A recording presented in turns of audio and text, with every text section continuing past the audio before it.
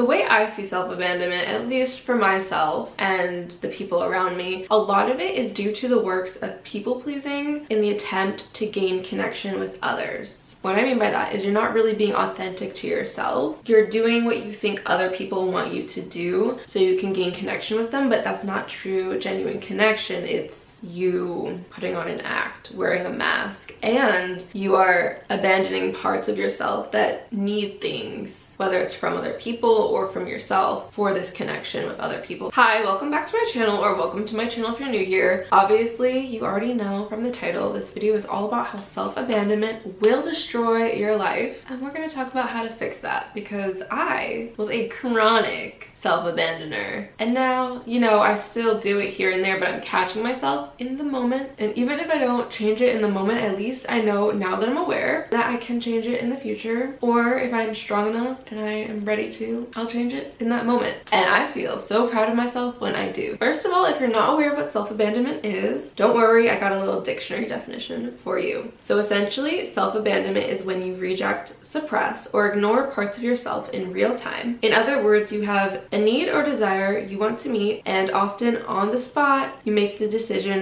not to meet it. If you have any unhealthy toxicity within you, it's going to come out and show on the outside with your connection to yourself and how you are with anything in your life, and as well as other people, they're going to mirror it back to you. So that being said, the more you self-abandon, the deeper in you get till you forget who you are and don't know how to get out. It's a very dark place to be. And the worst / hardest part about it is if you're not self-aware that you're doing this and you have no idea what it is, you tend to think that you're just surrounding yourself with bad, negative, toxic people, which can be a part of it, but also it's not always those people's fault.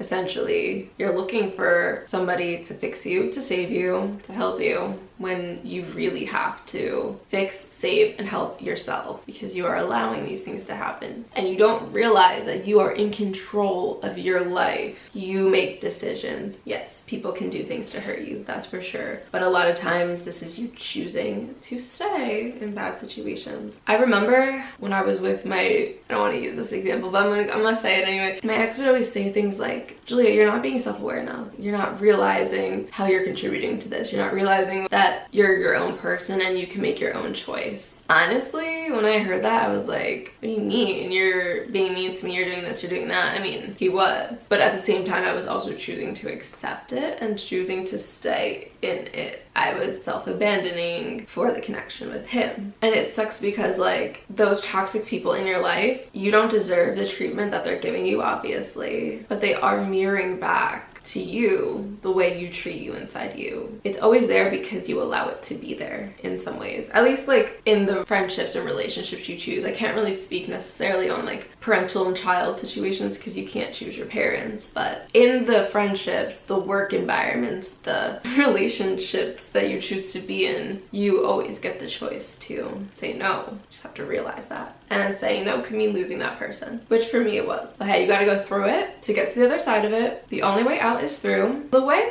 I realized that I was self-abandoning parts of me for my connections with other people, not wanting to let other people down, was first I would feel this anxiety, like this chest anxiety. I can't breathe, like I'm scared. It was just like an overwhelming anxious feeling. And then I would ignore it. So I didn't listen to my anxiety. My anxiety was trying to tell me something and I wasn't listening, and I was going along with the situation anyway, when my gut was literally telling me, warning Julia, no, this is gonna make you have to abandon a piece of yourself for something else or for somebody else's approval of you, whatever it was. I'm literally learning this stuff with you as we go over it. Basically, I had plans with my mom to get a pedicure, and I got this like crazy anxious feeling before. I was like, oh my god. I mean, it wasn't as intense as other ones, whatever. I felt it in my body. I'm like, I'm anxious about this. Because the last time I got my toes done, they kind of butchered my feet, for lack of better words. They scraped all over my cuticles and I was like bleeding and it hurt and it wasn't fun, which I feel like pedicures are supposed supposed to be fun. And then the last time I got my nails done, which they look beautiful, but they kind of did the same thing to my fingers, and I had scrapes and scratches, and it was painful, and I didn't enjoy that. When I feel like you're supposed to at least not be bleeding and in pain when you're getting your manicure or your pedicure. I guess I was nervous about that. The timing was sort of like, it wasn't the best timing for me, but I was trying to make it work in my schedule. I really wanted to do it on Sunday, but my mom was only available really to do it like yesterday or today, and my schedules and her schedules weren't matching up, so I was like, you know what, let's just do it today, even though it's kind of a little stretch for me. It's fine.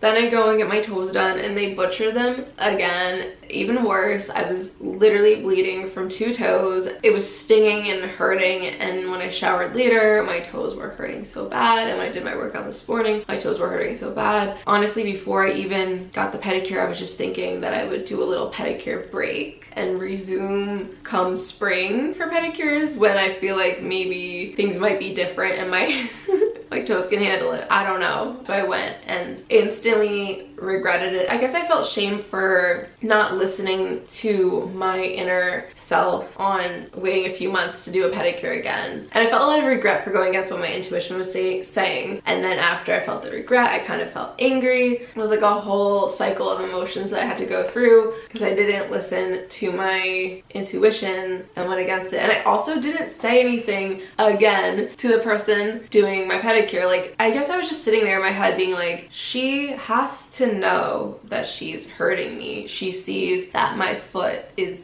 bleeding. She must be aware. But I didn't stand up for myself, so I felt shame and guilt for that, and it was just a whole situation because even though I could have listened to my intuition and I felt like I could have avoided the whole situation, I also, while in the situation, could have stood up for myself instead of abandoning a part of myself because I was scared to confront the lady doing my toes. She could have, you know, given me a discount or given it to me for free if I spoke up about the fact that she literally cut 2 of my toes. Yeah, I felt a lot of regret and anger at myself for not doing that, and that is an example of self-abandoning. But I was aware of it, and now I know, and now I feel like the fact that this has happened 3 times, if it happens one more time, I need to say something and break the cycle, because I shouldn't allow my fear of conflict to allow me to get hurt and not speak up for myself for being physically hurt. So that's an example. And that wasn't a beautiful example because I'm still in the process of learning this, but you guys get the point. I just want to say, like, the higher your self-esteem, the less likely you are to abandon parts of yourself for that connection, for avoiding conflict, for whatever it is, because you know that yourself and your worth is worth more than having a tough conversation or hurting someone's feelings or getting that false connection with a person. I'm gonna give you guys a little bit more of a controversial example that I feel like a lot of women and girls have had to go through, including myself. Let's say you're talking to a guy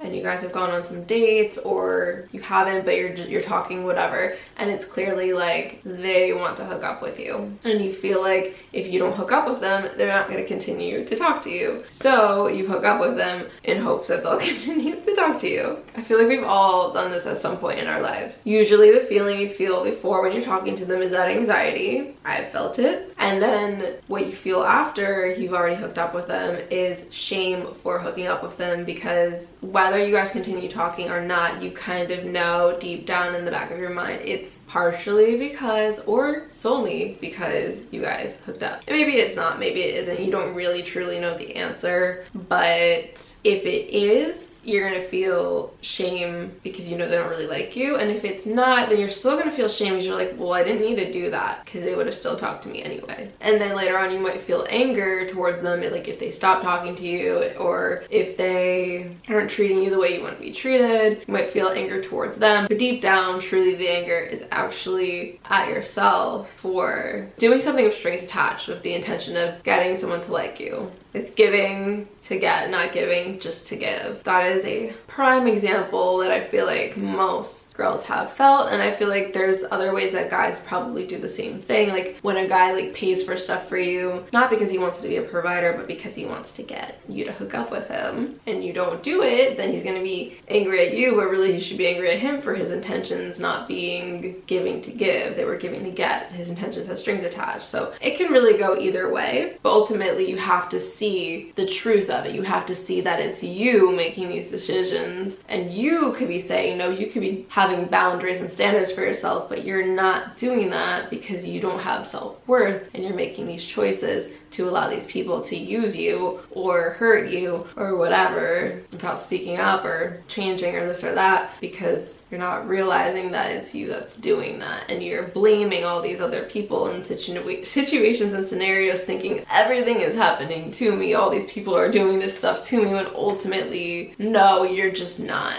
taking control of your life. You're not taking your power back. You're not standing in your power and realizing that is your life, and you can choose what you allow and what you don't allow. But when you're in the cycle, it's so hard to see that, because it's like you're so deep in it and you're so stuck in your emotions and your feelings, and you don't realize what you're doing to contribute to allow these things to happen to you. That had to be said. I feel like this is one of those things that when you first hear it, it's so uncomfortable to hear, because you're like, no, like this person hurt me. And it's like, yes, that is valid. They did hurt you. And can you also see how you allowed yourself to be in that scenario? When you know better, you do better. If you don't know better, you can't do better. So you have to forgive yourself for allowing yourself to be in these situations, because if you never experienced them, you wouldn't know, and therefore you wouldn't be able to change or learn or grow or whatever. Can't beat yourself up too much about it, but you can learn from it and do better. If you're watching this video and you've never even experienced this, but I'm sure we all have, we all self-abandon in different ways, some more extreme than others, but you can take this knowledge and apply it so you don't have to go through it nearly as badly as some people. Me. I did want to say, following your emotions is the way to realize if you are self-abandoning or not. I'm going to give you some examples of what to look for, but self-abandoning can manifest in so many different ways within you, so you really have to pay attention to your emotions and follow them, and that's the only way out. When you feel the anxiety, you have to listen to it. When you feel the shame and the guilt, you have to listen to it. When you feel the anger, you have to listen to it, and you have to follow it out and up. There's this book I read by David R. Hawkins called Letting Go: The Pathway to Surrender. And he shows a scale of emotions. I'll pop it up here. The lowest emotions you can feel is like shame, I think, then guilt, then fear, anxiety, then anger. So when you're feeling the anxiety, fear, if you don't listen to it and ask it, hey, like, what are we scared of?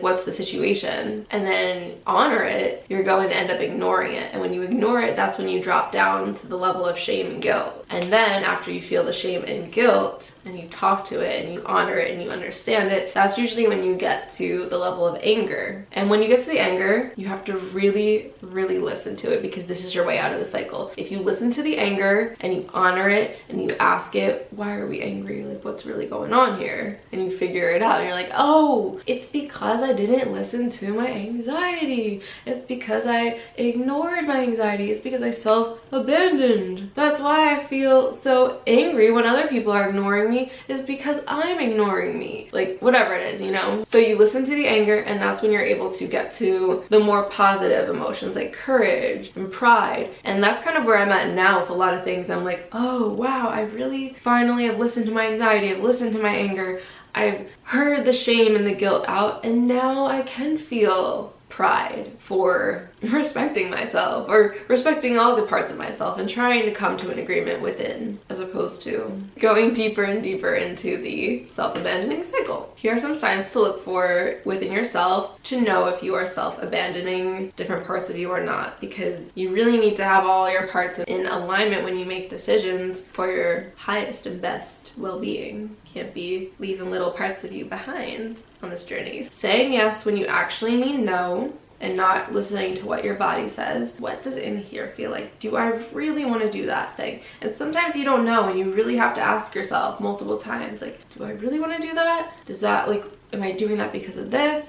And sometimes you know and you ignore it and you do it anyway. Sometimes you don't know and then you learn later. But either way, you have to really listen to yourself and weigh all your options. Make a wise mind decision. I do DBT therapy. There's a lot of skills to figure out how to make decisions and how to honor your emotions and respect your boundaries, because it's so important when it comes to being a human in this world. So the next thing to look at is going against your feelings, values, beliefs for the approval of others. If you notice yourself doing that, you're self-abandoning. Disregarding your needs and wants for others, telling yourself, just this one time, then I won't do it again. It's almost like an addiction. It's like, well, I'm getting my toes done by this person and she hurt my feet, but I can go to another place and go to a different person and maybe they won't hurt my feet. So what's the point of me saying something to her if I can just go somewhere else, blah, blah, blah. Well, the point of you saying something isn't really for her. It's more for you. But if you actually truly think about it, it can be for her benefit too, because if you let her know, hey, I mean, obviously you can see my feet are bleeding, they really hurt, like, what could we do so this doesn't happen again, like to the next customer or to the next person, or is there a way you can compensate me because I'm in pain, like whatever it is. By you speaking up for yourself in these moments, you're helping you and you're also helping the other person. It's not just a one-time thing. Ultimately, it continues to show up in your life. It just might be in different ways. Another one is hiding parts of yourself so you won't get rejected, accused of stuff, or criticized. So that's usually in like an interpersonal relationship, hiding parts of yourself so the other person isn't judging you, rejecting you, accusing you of doing whatever they think you might be doing, or just flat out criticizing you. If you're afraid of the consequences of being or doing something that is true to you, that is usually self-abandoning. Obviously, if you know what you're doing is like wrong in a relationship or disrespectful, that's different. But if you know that what you're doing is just a part of your personality, a part of yourself, just the way you are, how you would be even if you weren't with this person, and you would want the person that you're with to respect that, to be okay with that personality trait, that thing you like to do, and they're not, that's self-abandoning. Obviously, you guys know I have a swimwear brand. If you guys want to check it out, it's link down below, Jules Swim. We're having a 50% off winter sale right now, so check it. But basically, I've always been fine posting pictures of myself in swimwear, and my audience is, I'd say, like 80 to 90% female in the first place. And who's buying the bathing suits? Girls. Who am I selling these bathing suits to? Girls. Who is mostly checking out the website? Girls. I have no problem posting in bathing suits. And for half the relationship, he did not care if I wore a bathing suit in a photo or didn't. I literally filmed a swimwear try-on haul for YouTube at his house at one point. For whatever reason, he decided he wasn't okay with me posting in swimwear anymore. Now, I never hid it from him, but I did stop posting in the swimwear, and I kind of put my business on hold for a little while because I was scared of his reactions and him accusing me of stuff and rejecting me for it. And that was me self-abandoning a part of me that really wanted to succeed as a businesswoman for a relationship. You should want the people in your life to respect, honor, and love you for who you are authentically, and don't try to change yourself. It doesn't work.